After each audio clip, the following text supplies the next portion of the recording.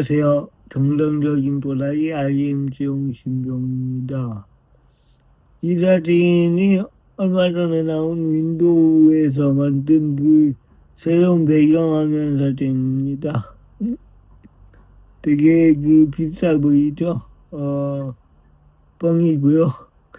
실제로 있는 건물이라고 해요. 한남동에 있는 건데 정원영 씨가 137억 원을 주고 매수했다고 합니다. 가족과 함께 살기 위해서요.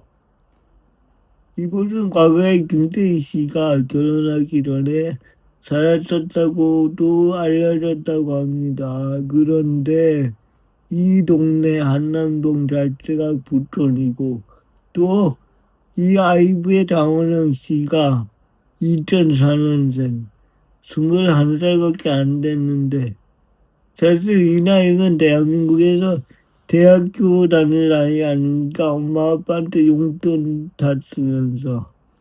그런데 그 나이에 100억 원이 넘는 돈을 벌었다는 것에 대해서 사람들이 충격과 또 부럽다라는 그런 의견들도 많은 것 같아요.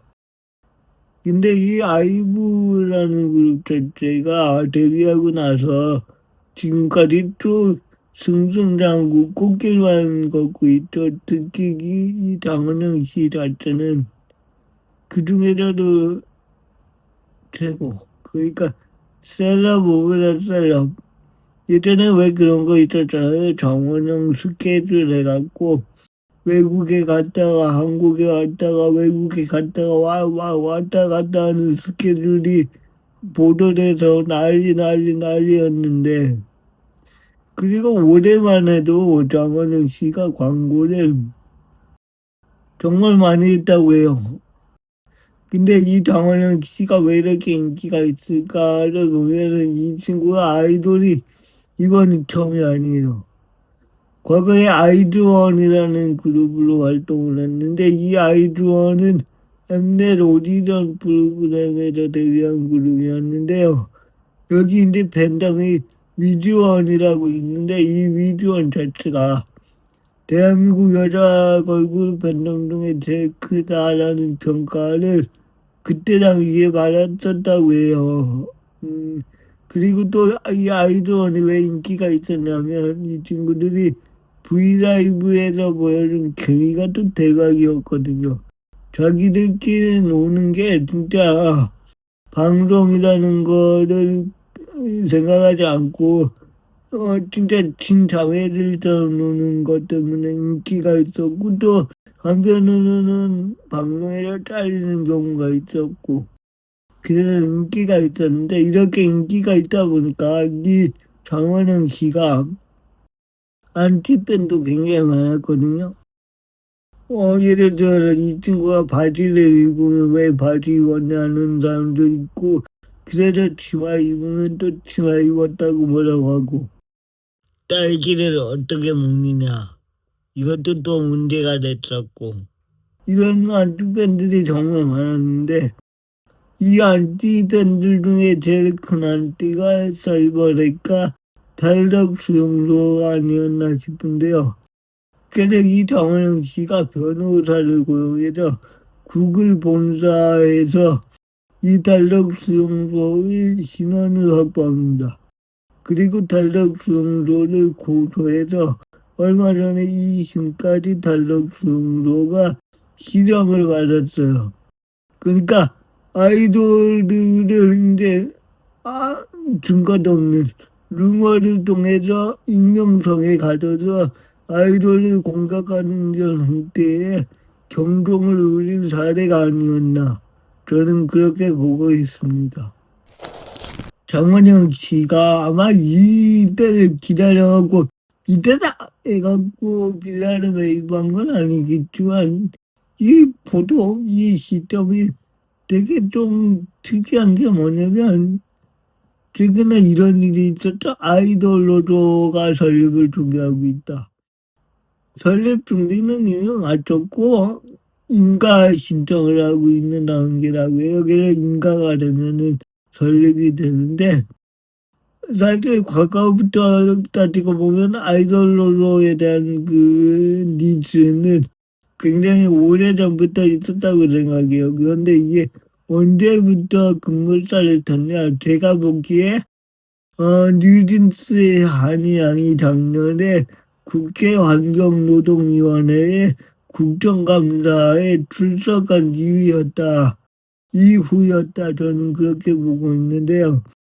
그때 당시에 뉴진스의 한희양은 부당한 대우를 당한 것에 대한 증언을 하고 있던 욕구, 그리고 그 팬덤인 버니즈들은 그것을 널리 알리고 싶다는 욕구, 그리고 주목받고 싶어하는 국회의원들, 특히 이 환노위는 주목도가 그렇게 높은 데가 아니거든요. 그러니까 한이가 오면 주목을 좀 받겠지. 뭐 이렇게 새 당사자의 니즈가 많았기 때문에 성사된 거다. 저는 그렇게 평가하고 있는데요. 어쨌든 그때 비판이 되게 많았죠. 왜 한이가 나와서 거기를 묻냐라고 하는데, 뭐 한이는 자신이 당한 노동자로서의 부당함을 잘 증언했고, 외국인임에도 불구하고 국회의원들의 말에 대답도 잘하고 그랬는데, 어쨌든 비판이 많았는데 지금 와서 보니까 그때부터 이제 아이돌 노조 좀비가 급물살을 탔던 것 같아요. 그런데 이 문제가 뭐냐? 아이돌 노조 좀비 위원장을 맡은 이 박민수라는 분인데, 이분이 틴탑 출신이었다고 해요. 틴탑에서 활동을 했는데 팬한테 욕설을 하고, 그리고 과거에 딸을 낳으면은 가둬갖고 키우겠다 뭐 이런 식의 인터뷰를 했던 것 같아요. 그러니까 이렇게 인권의 인자도 모르는 사람이 왜 아이돌 노조 위원장을 하는가? 그만큼 유명한 아이돌, 이름값 있는 아이돌들은 이 아이돌 노조에 참여하는 걸 꺼리기 때문이 아닌가, 뭐 이런 식의 그 평가들이 있는 것 또한 사실인 것 같아요. 근데 이 박민두 씨가 또 보면은 얼마 전에 보면 제초 작업을 하는 등 또 열심히 살아가고 있는 모습도 보이고 있습니다. 그런데 아직까지도 여론은 아이돌 노조에 많이 부정적인 것 같다. 이렇게 이제 댓글들이나 이런 걸 보면은 그렇게 느낄 수가 있죠. 유명한 아이돌, 되게 잘 나가는 그런 아이돌들은 이 노조에 참여하는 게 굉장히 어려울 수밖에 없다라고 생각해요. 왜냐면 지금 내가 유명한 게 일단 회사와의 관계가 좋기 때문이고, 또 어쨌든 이름값이 있기 때문에 노조에 기대지 않아도 뭐 자신의 인권을 충분히 지킬 수 있지 않을까, 뭐 이런 식의 생각을 갖고 있을 수도 있다, 저는 그렇게 보는데요. 그래서 아마 이 노조에 가입하는 것이 되게 부담스러울 거예요. 거기다가 지금 대한민국에서 노조라는 것의 이미지가 굉장히 안 좋아요. 맨날 차벽 쌓고 시위하고 정치 시위하고 노동자들의 인권을 위해서 말해야 되는 이런 사람들이 언젠가부터 정치단체로 변질이 되어 있고, 또 나아가서 요즘에 보면 간첩들이 정말 많잖아요. 그런 이상한 그 단체가 되어버렸기 때문에 노조라는 것 자체에 대한 부정적인 이미지가 굉장히 강하거든요. 그런데 사실 이 노조를 악의 축으로 보는 입장은 되게 보수적인 입장이 많죠. 그런데 저는 보수주의자거든요.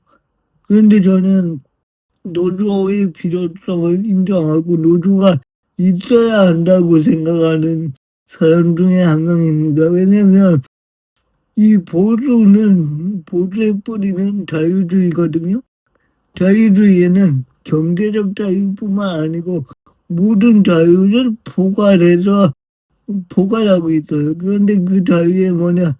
개인의 자유, 그러니까 인권, 언론의 자유, 뭐 이런 게 다 제가 보기에 보수의 가치관 중에 하나이지 않나 저는 그렇게 생각하는데 이 개인의 자유 그러니까 각자의 자유를 보장하기 위해서 타인의 자유를 침범하지 못하게 하는 거 그게 바로 법치거든요. 그래갖고 모두가 자유 그리고 법치주의를 하나의 가장 큰 이념으로 삼고 있다.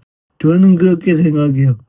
상권 분립도 이에 기반하고 있는 거죠. 그러니까 다른 사람의 자유를 침범하지 못하듯이 다른 기관의 자유를 침범 못하게 그리고 그 기관이 좀 권력을 많이 갖게 돼서 지 맘대로 나갈 경우에를 대비해서 견제하는 기능 그게 이제 상권 분립인데 마찬가지로 저는 회사에서도 이 자본가 그러니까 대표가 회사를 세우긴 하지만 그 대표가 언젠가는 변질될 수 있고 그렇기 때문에 거기에 대해서 건전한 견제 장치가 필요하고 그게 이제 이사회가 그 역할을 하는데 또 자본가 입장에서는 노동자를 불러갖고 많이 생산을 하고 있는데 그럼 이제 노동자의 인권은 없어지는 측면이 있겠죠. 그런 면에서 노동자의 인권을 위해서 노조가 분명히 필요하다.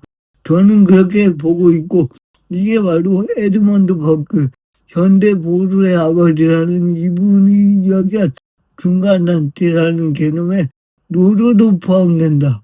저는 그렇게 생각하거든요.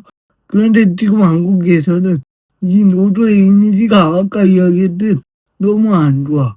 그러니까 이 아이돌들이 노조에 참여하더라도 괜히 여기에 참여했다가 정치적으로 뭐가 엮여갖고 안 좋은 이미지를 줄까봐 참여하기를 꺼릴 수 있다.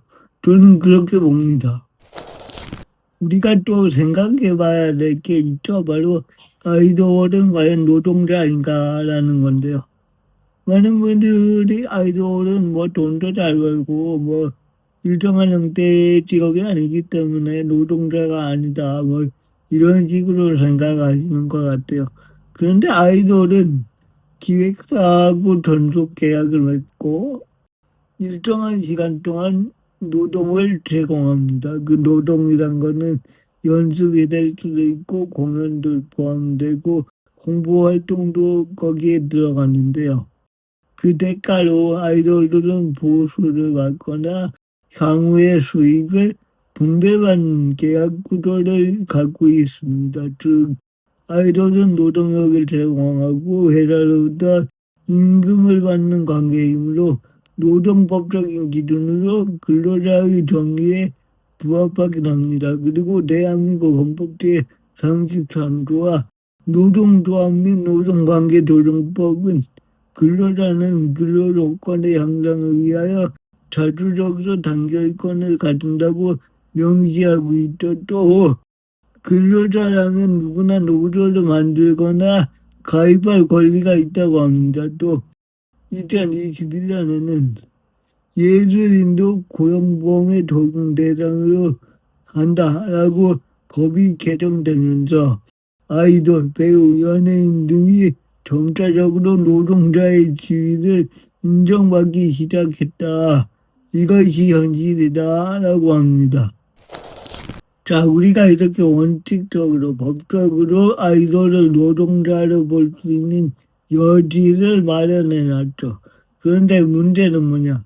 이게 법치주의의 문제이긴 한데 법치의 잣대가 너무 달라요. 그러니까 어떤 놈은 적용해도 되고 어떤 놈은 적용 안 해도 뭐 벌 안 받고 이런 건데 그래 이 아이돌 노동자도 보면 아이돌을 노동자로 대우하는 거 안 하는 거는 그 기획사 사장의 의지에 따라 달린 거예요. 자 그러면 대한민국에서 현재 아이돌은 어떤 위치에 있을까? 지금 아이돌은 되게 계약노동자, 전속계약자의 형태로 일한다고 합니다. 정규직 근로자하고 달리 고용보험이 필수가 아니고 퇴직금도 없는 경우가 많다고 해요. 특히 수익이 발생하지 않으면 정상금을 한 푼도 못 받고 오히려 그들에게 과거에 투자했던 비용이 그들의 빚으로 남는 경우가 많다고 합니다. 결국 이들은 노동의 동대는 받아. 그런데 그 보호는 받지 못해요. 되게 모순적인 위치에 놓여 있죠. 이 때문에 사람들은 아이돌을 그냥 노동자라고 보기보다는 플랫폼형 노동자, 프리랜서형 노동자 이렇게 비유한다고 합니다. 이런 현실 속에서 아이돌로가 탄생하는 걸 보고 되게 좀 기대감도 있고 우려도 있는데요. 우려는 이게 단 정치단체적으로 될까봐 그게 우려이긴 한데 또 한편으로 기대감은 뭐냐. 케이팝 위장에 걸맞게 아티스트 인권을 보호하는 그런 문화적 장치로 역할을 해줬으면 좋겠다. 이런 생각을 갖고 있습니다. 이 아이돌로서가 정말 잘 됐으면 좋겠다는 마음으로 영상을 만들어 봤는데요. 좋았다면 구독과 좋아요 눌러주시고 의견 있으시면 댓글로 남겨주시면 감사할 것 같습니다. 긴 이야기 들어주셔서 진심으로 감사합니다.